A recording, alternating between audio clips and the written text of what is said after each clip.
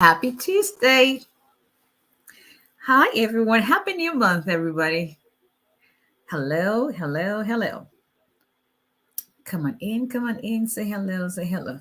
Hi, everybody. Put this so it doesn't fall. Hi, everyone. Come on in. Let's talk immigration. Okay. I cannot see. I know some people are joining. I cannot see you. Um, I can't read. Let me get my glasses before I embarrass myself. What the hell is my glasses?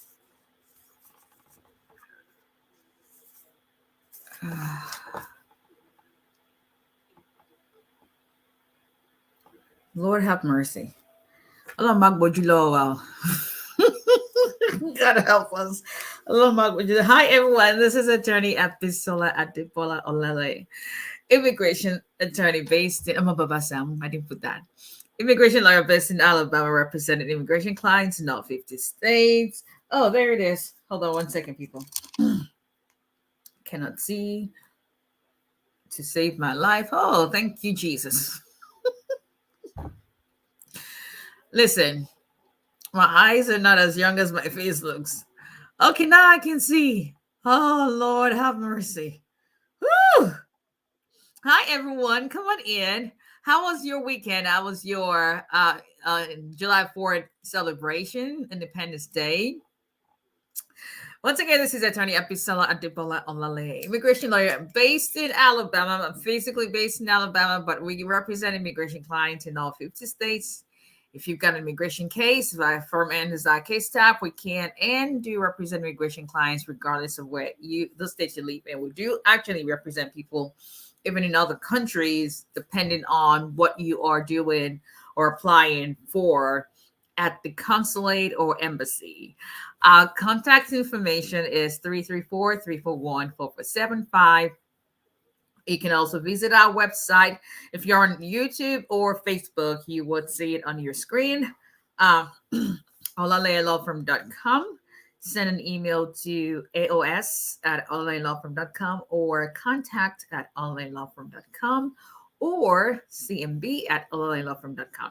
Or just go on the website and you'll find a way to contact us. How was everyone's weekend? It was a long weekend for most people.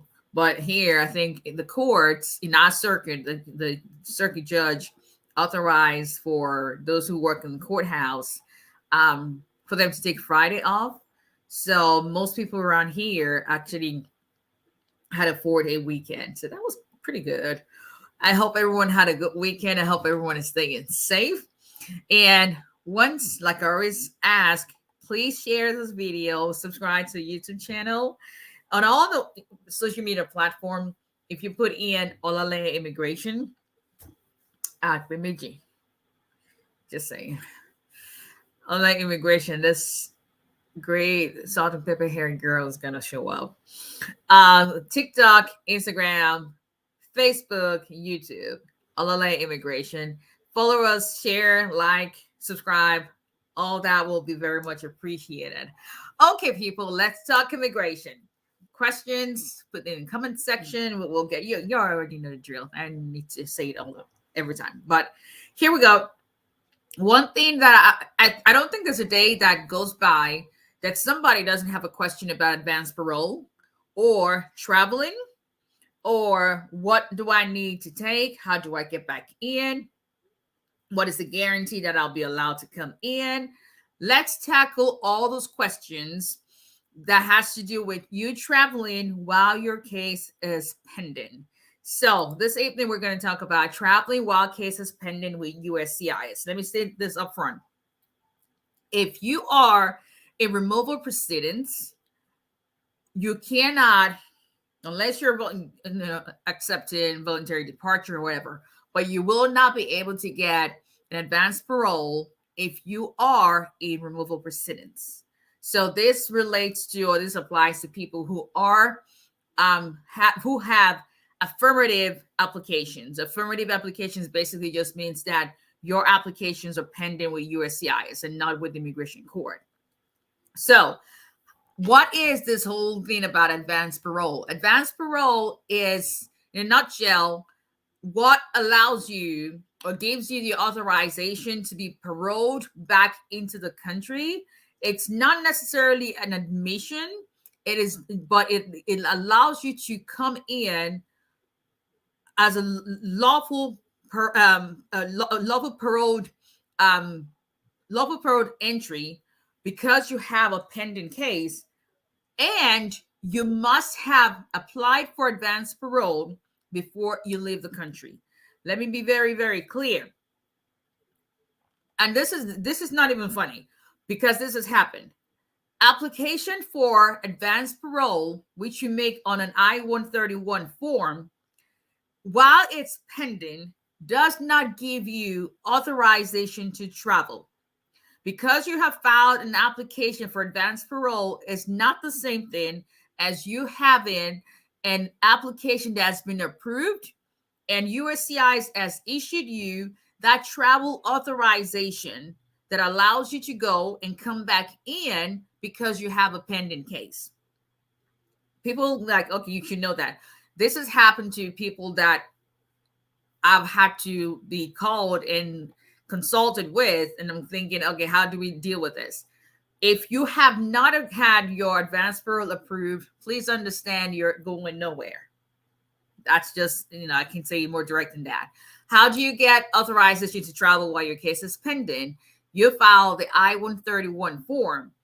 Basically, if you have filed an I-485, for instance, you've paid the filing fees based on your pending application to register permanent residency, application to adjust status, you're able to file the I-131 without having to pay extra filing fees.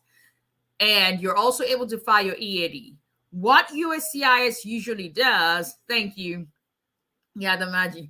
What USCIS usually does is if you file your EAD, work authorization I-765, at the same time you file your I-131, most of the time, USCIS will issue you a combination card or a combo card for short. A lot of my clients always ask me, we got one today, so I was like, okay, how do I travel? And I was telling her, like, if you look at your card, it says that it serves, I think I have one of the cards, but my purse is there.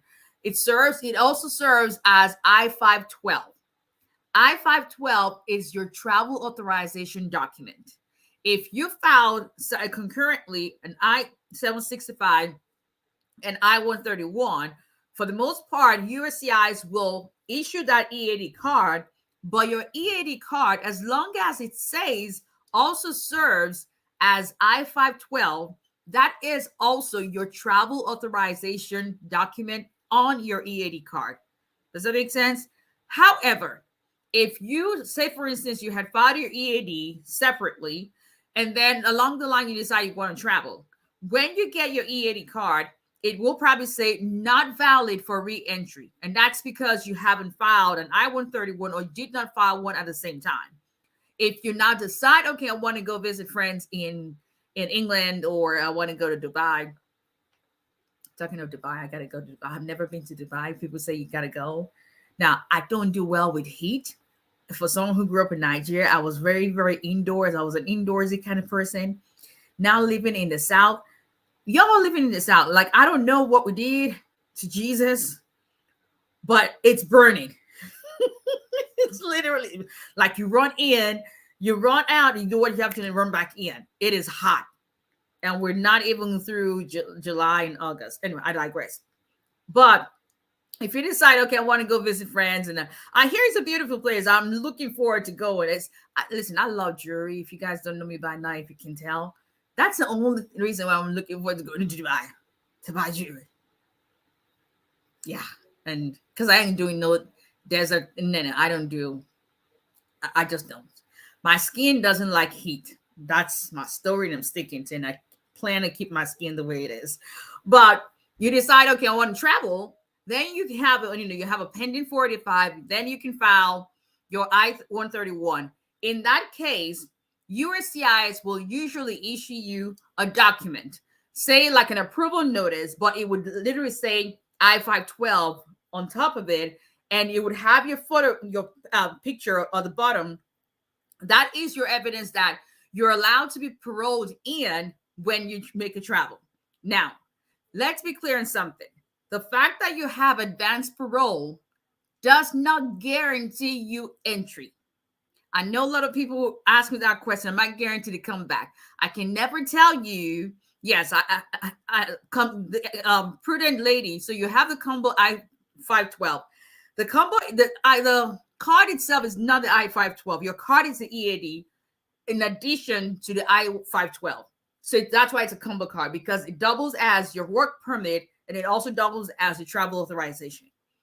The fact that you have an advanced parole, whether it's on your combo card or your EAD card, or it's a separate document that has your photo on it, does not guarantee admission into the United States. It does not.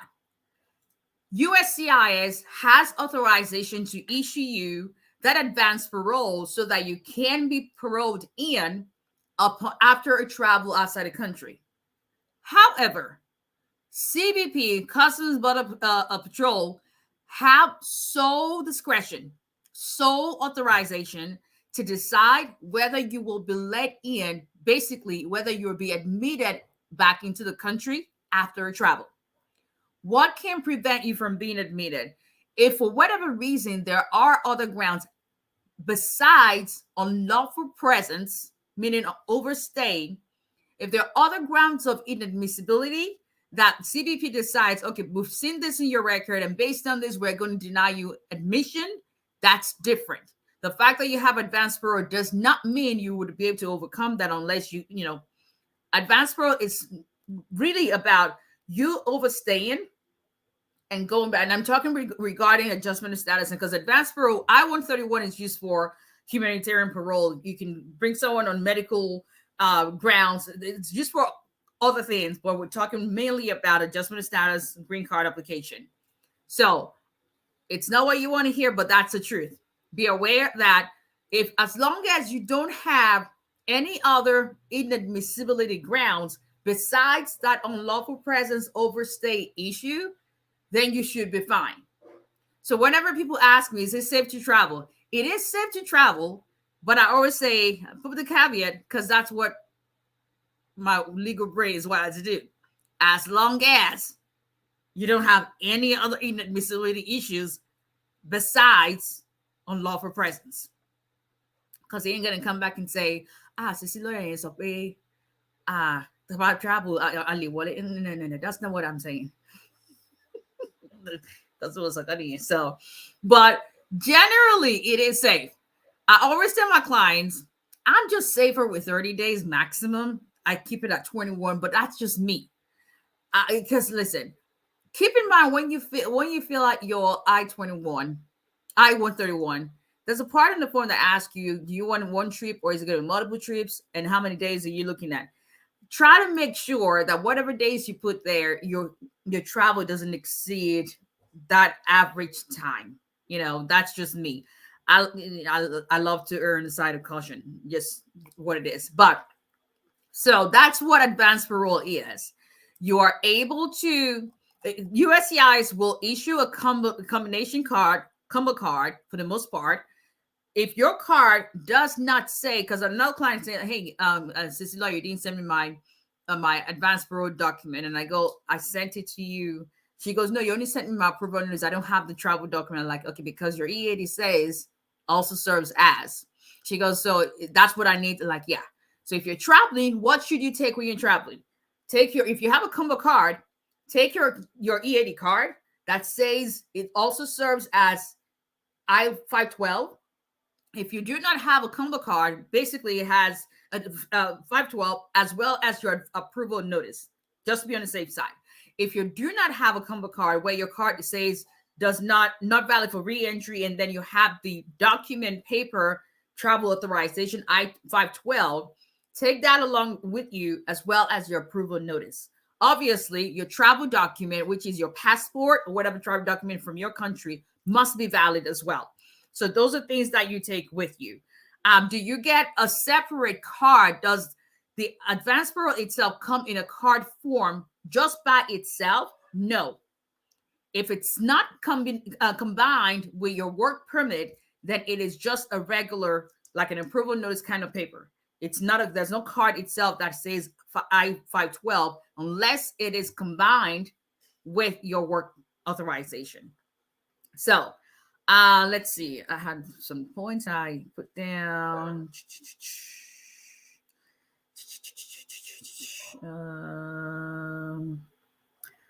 Okay, I think that's about it, people. So let's get to questions. See, I just wanted to address that advanced parole issue because I know I've gotten a lot of questions on it, and y'all ain't gonna say Cecilia and Nika travel and we're fine. And I'm not saying you're gonna be stuck outside either. I'm just saying know what your specific situation is before you travel, and just be mindful that it's not guaranteed, but as long as you're it's just overstay, there's no reason why you shouldn't be paroled back in upon return from your travel. Okay. All right. Let me start with Facebook and YouTube. Hello, Mr. Pakistan. How are you? Hello, Sunshine. Good evening. Good evening. Thank you, Lady B. Thank you. Listen, y'all. I listen. Lady B says, "Cecilia, how is your health now? We'll put you in prayer. This Redeemed Christian Church of God. I thank you. I appreciate it. Much, much better. I was telling Chris this morning that I have a numbness, but it's not. But it's just like tingling. But I thank God. So thank you, Lady B. Thank you very, very much. I appreciate that.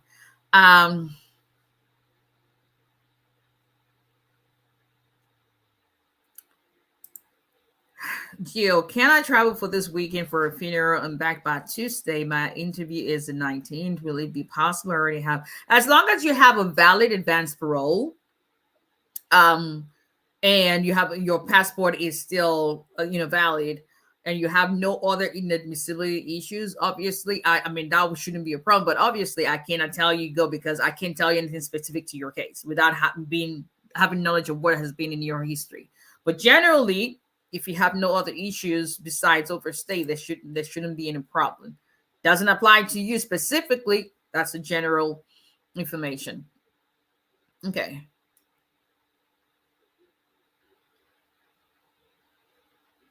Okay.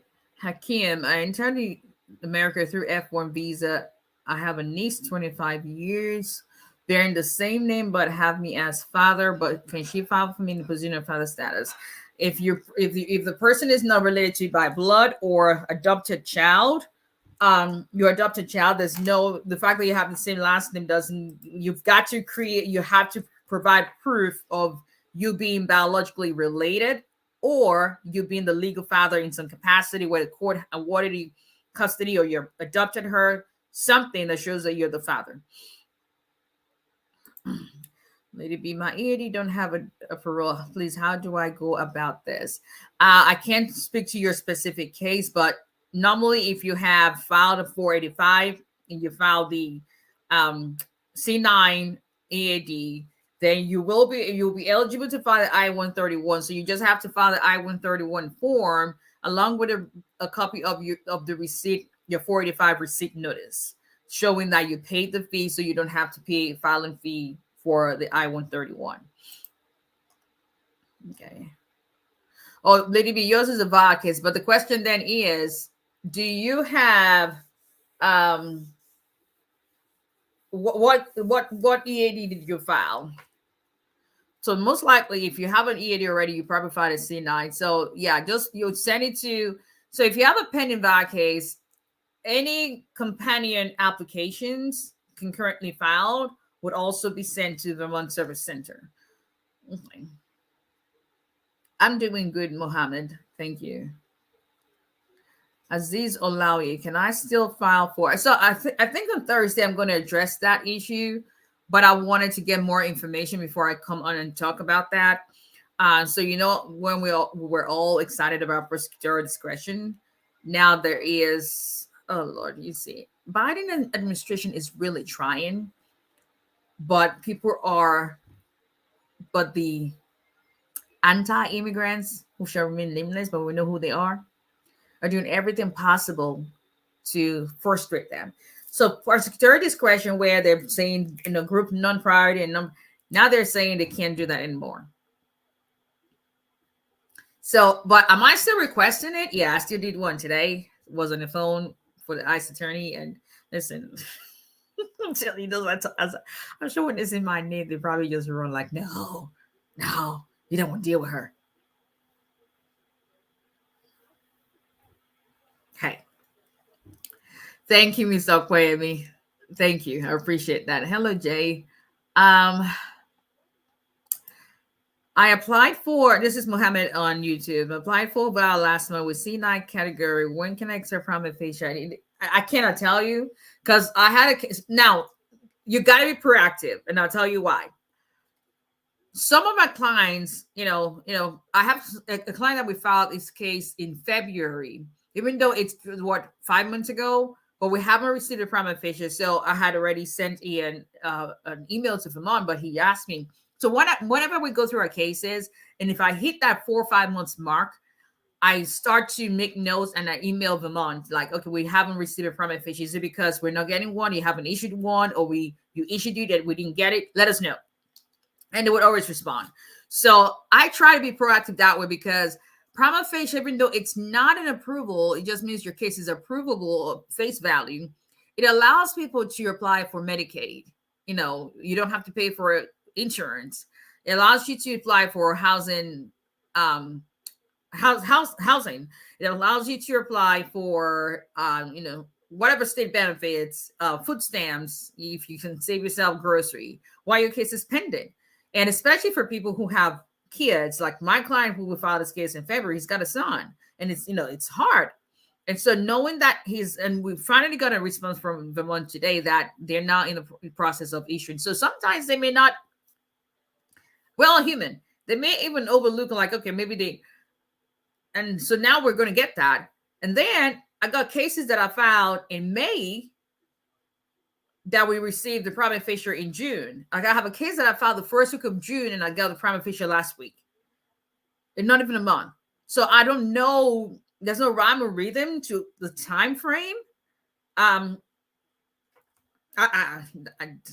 just giving an example so you know that we're all human working in these places.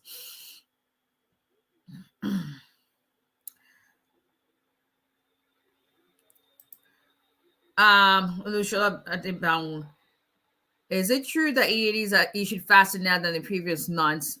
So Olushola, the one I think I put a post up. An email notification we got today, the card is being produced, was filed, and I can show you guys for real. So the last digits was filed April the 5th of this year. Today is July 5th. Exactly 3 months is what it took for that EAD to be approved. Now, I still have EADs we filed in November last year that we're still expecting. And I have some filed January, February, March that we're still expecting. But this was exactly 3 months. So I think they are working. This has to do with this is related to a VAWA case. I think they're working towards speeding up, like they have the time cycle goal that they've set for themselves. And I think they're working towards that. And if they continue in that manner, I would assume that we're seeing some progress. Now,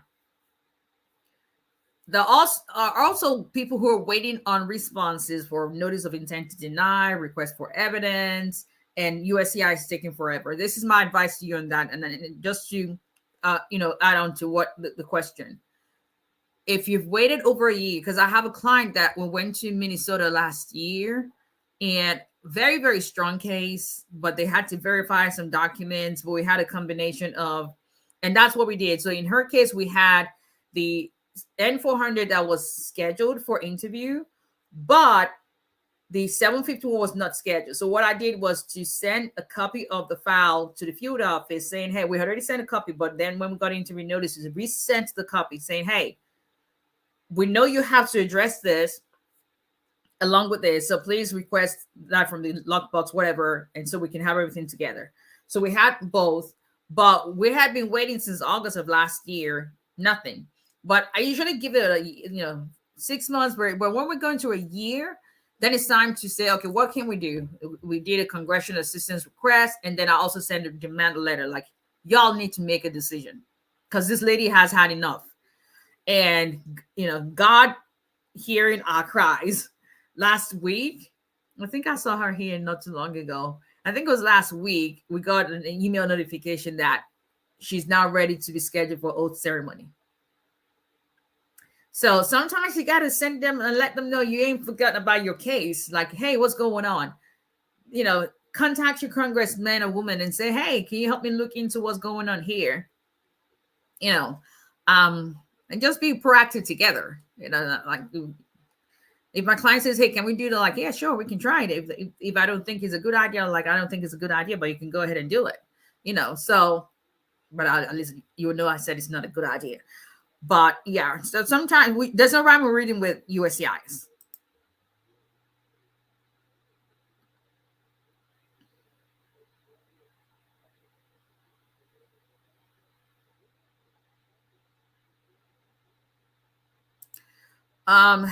Let's see.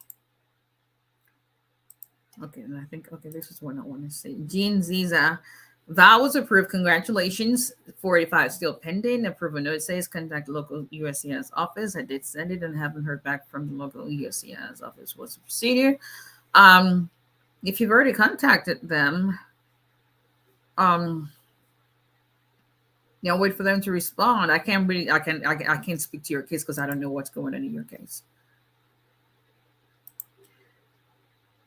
Ferguson, good evening. What did you say? What did you regard as overstay when someone travels with me?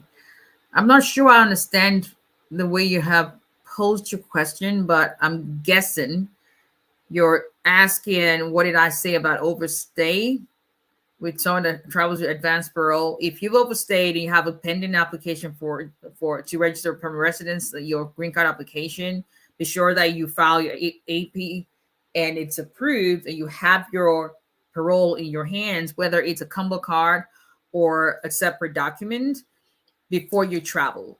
So that's really what it addresses, those who have overstayed on unlawful presence. If you have any other inadmissibility issues, then that may be a ground for CBP to refuse you entry into the United States. Just be aware, but most people don't have any issues. Lara Beauty, removal proceedings. Can I still file for asylum even though I've been here for 8 years? You will have to generally overcome the statutory period requirement. But if you have the exceptions, facts that can fit into exceptions, then that's an option for you. But that's something you'll be better off discuss with an attorney.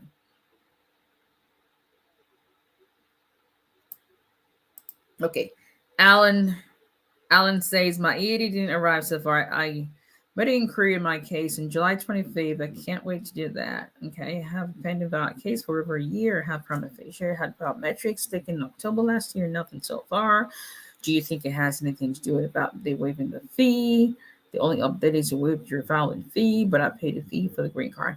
Now, if the waive in the 765 fee, everybody has fee waived if you already paid the $1,225.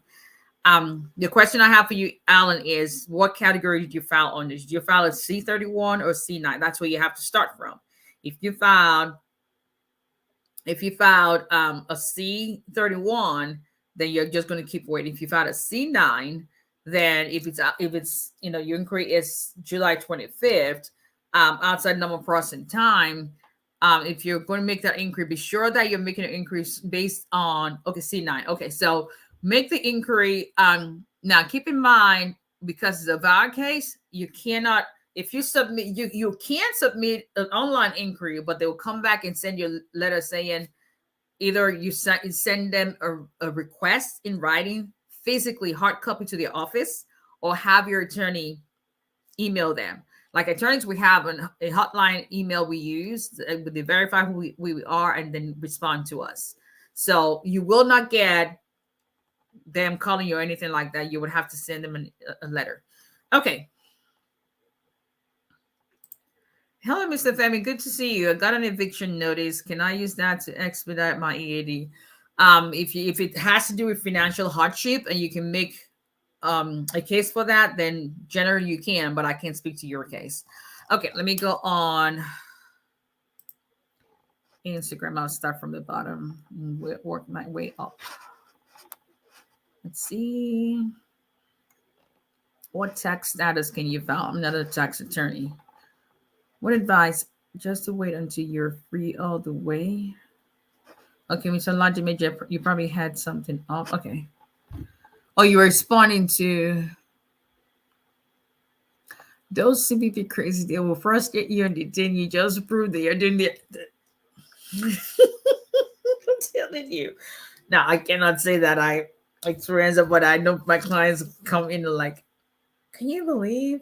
Now someone was really, really mad that they took all her food when she was coming back from Nigeria. It's like, listen, I'll give them my citizenship and give them my passport like ticket. I'm just kidding. But yeah, I've heard that they're crazy, but they're trying to exert their power, like show you like Mobashi Jenny, something like that. Okay, let me start from the beginning. I think it makes sense.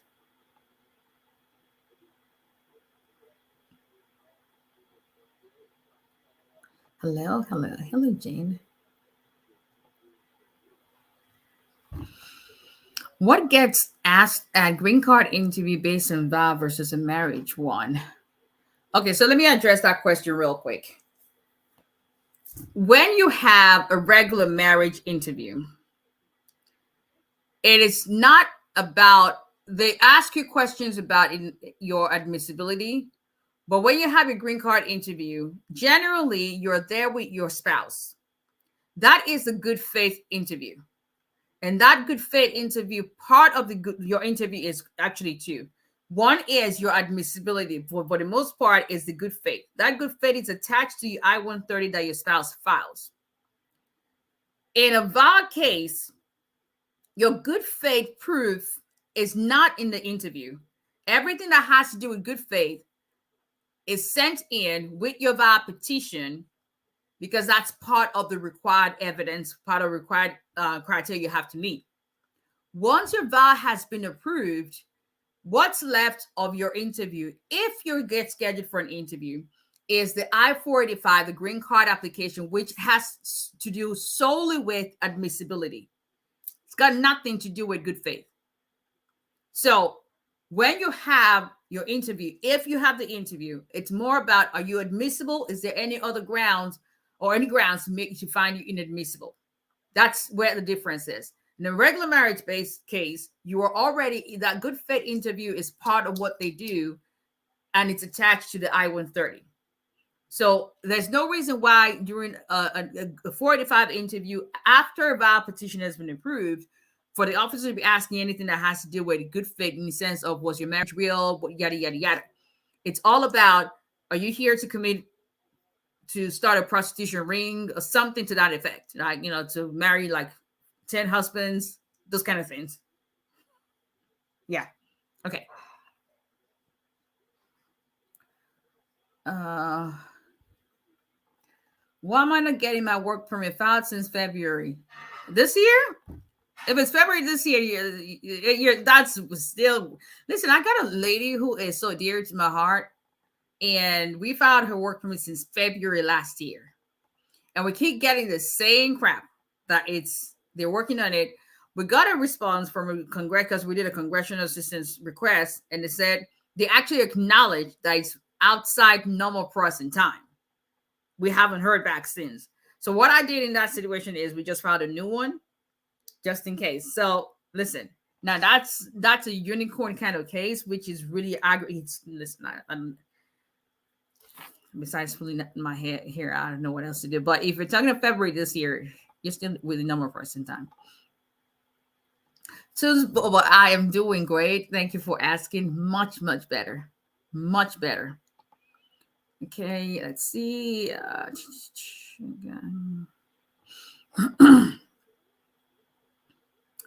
Thank you. Can someone fly within the U.S. with their country passport while awaiting EAD card? I don't ever. I mean, it's just something I don't. Let me just say this in response. This is what I would just say to that. You've got to make sure that, and this is going to impact a lot of immigrants, by May of next year, for you to fly, you must have a real ID. And there's different things. Some states will have, stars or whatever that makes it real, what they're looking for. A lot of people, immigrants, would not be able to use your home country passports, because then based on what it is right now, unless something changes, it will not be considered a real ID. But we're just going to wait to see exactly what it is. But if you go online and Google real ID, but as far as traveling, what is acceptable is very discretionary. So it's immigration in the sense that you're traveling, but it's not conferring any benefit on you, if that makes any sense. But yeah, because I don't even know what your home country passport is.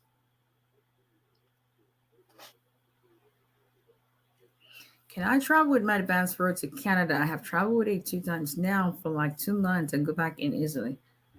So if you've already used it, I guess.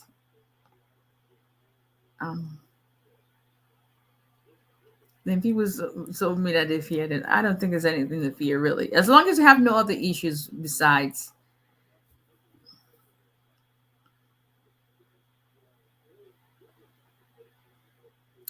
If my American wife doesn't have a name spelled on the same on birth certificate and social security card, does she have to correct it before we do? I would advise to do that. And if the error is with the social security office, then I'll just say take her birth certificate and go make that correction.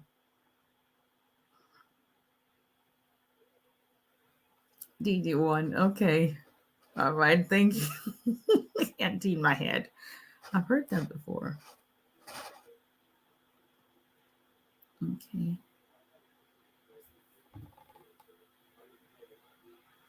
If I-360 is approved, why they still put you in deferred action? Is it because one is still deportable? Okay, so Mr. Elijah, no. It's because when deferred action basically means that you cannot be deported. So it's the reverse. It's the reverse. Because you've been granted the I-360, that deferred action notice will come, and that basically gives you protection from being deported.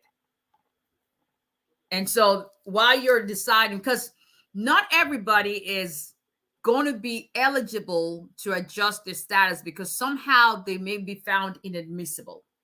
But having that VAWA petition doesn't confer any status on you, but once the initial deferred action expires, you have to request an extension. As long as you have that deferred action, you will be protected from deportation. And the C-31 EAD, you'll be able to apply for that and keep working. I hope that answers your question. Why the delays in work permit? It depends on what you see as delays based on what your time frame you're looking at.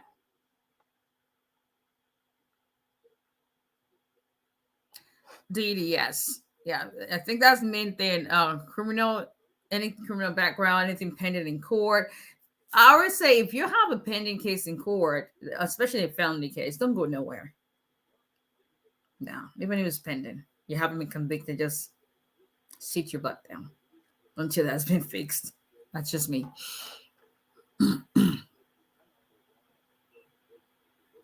There's no way you can see your eligibility and all that, but if you go through INA, Immigration Nationality Act, it has grounds for inadmissibility. So you can go through all those grounds, and then if anything applies to you, then but if nothing applies to you, then besides the unlawful presence.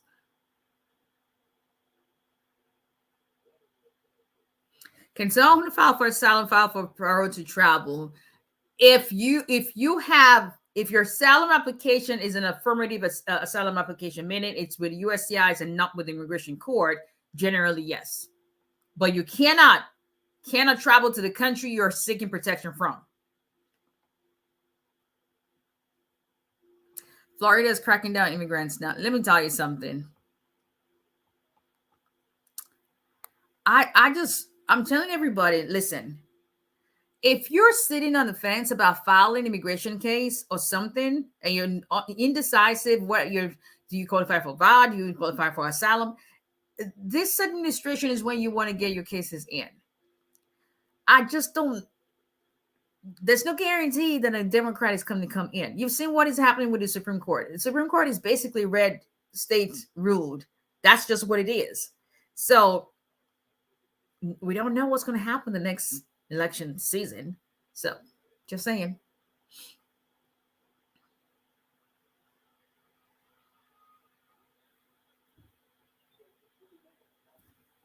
Okay, let's see. How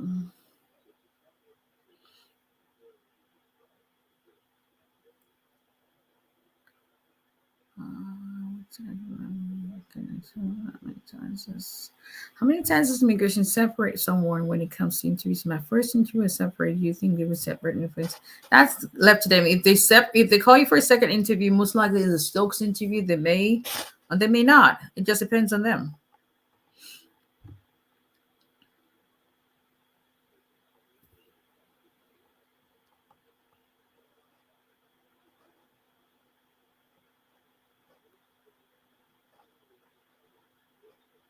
Okay.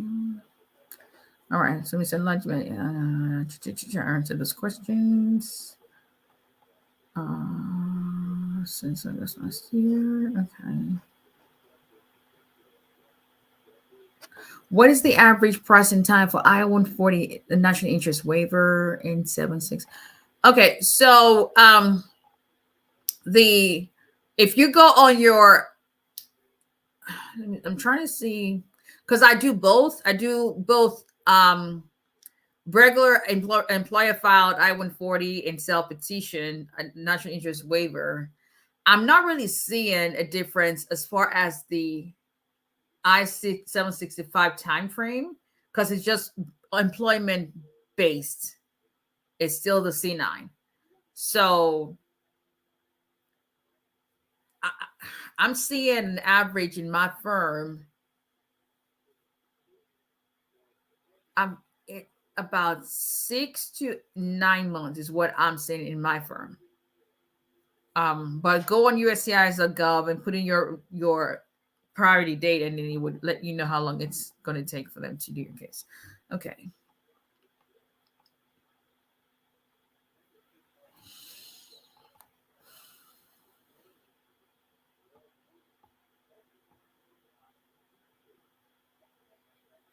The initial deferred action you will come with it. The initial one will come with it, Mr. 𝒊𝒎𝒎𝒊𝒈𝒓𝒂𝒏𝒕, but subsequently you have to request it. But most people usually can. Most people would have already adjusted their status then. How much does it cost to file VAWA? I don't have a set fee.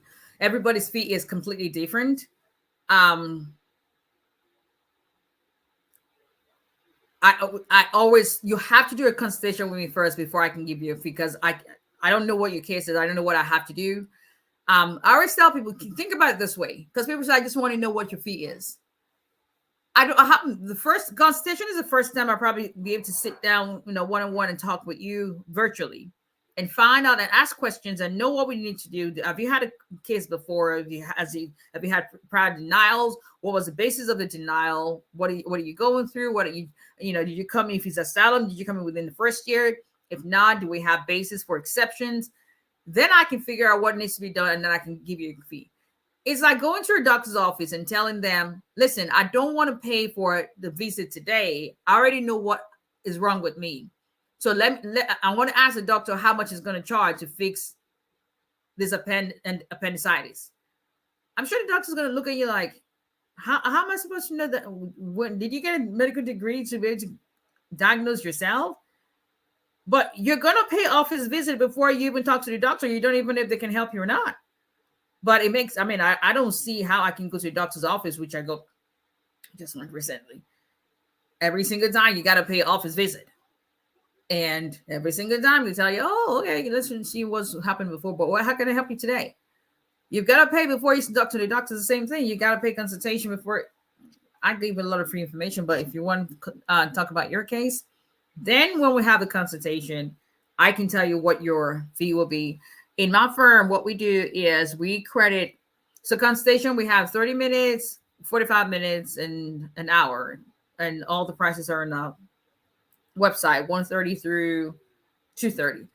And if you return our services within 15 days from a consultation, you will get that credited towards your attorney fees.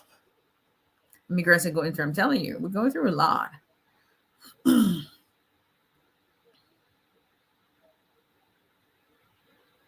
Oh, Maeve, is it Maeve? Maeve, write them again and let them know you didn't receive. If you have an attorney, ask your attorney to email them.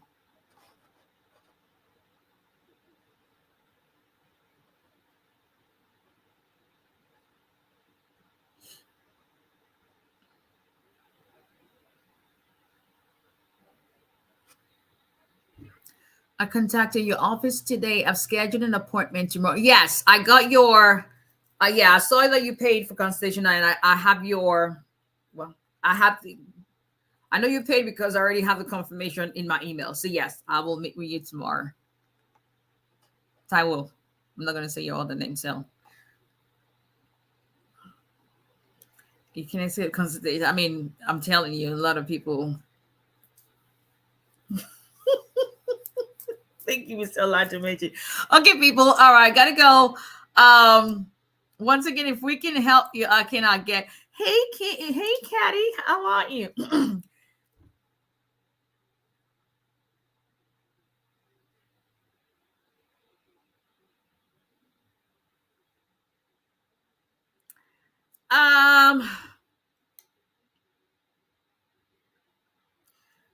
If he goes to Mexico, Cat, how is it going to come in? That's a question. Are you still on? If he goes to Mexico, how is it going to come in? As long as he has a legal entry, that's the main thing. Because if he doesn't have a legal entry, that's going to jeopardize everything else we're doing. So that's something you. If you would email me and let me know. Okay, so if you would email me and let me know what we talked about the other day, and you were going to meet with a person, how that went, and what the plan is with Mexico. The main thing I'm concerned about is it's got to be legal entry. But as long as it's legal entry, then we can regroup and then try to figure. If it's not legal entry, it's gonna defeat everything else, and you would have waited for nothing. So those are, yeah, it's gonna happen. Like I've already told you, but you don't want to mess things up and then end up where he's never going to be able to come in. That's going to really hurt. But anyway, so once again, if you need to contact us, our number is 334-341-4475. Visit our website at olalayalawfirm.com. Thanks to everybody. And if I get as much information that I want to get as far as the prosecutor discretion, then we'll talk about that on Thursday. If not, then we'll talk about something else on Thursday.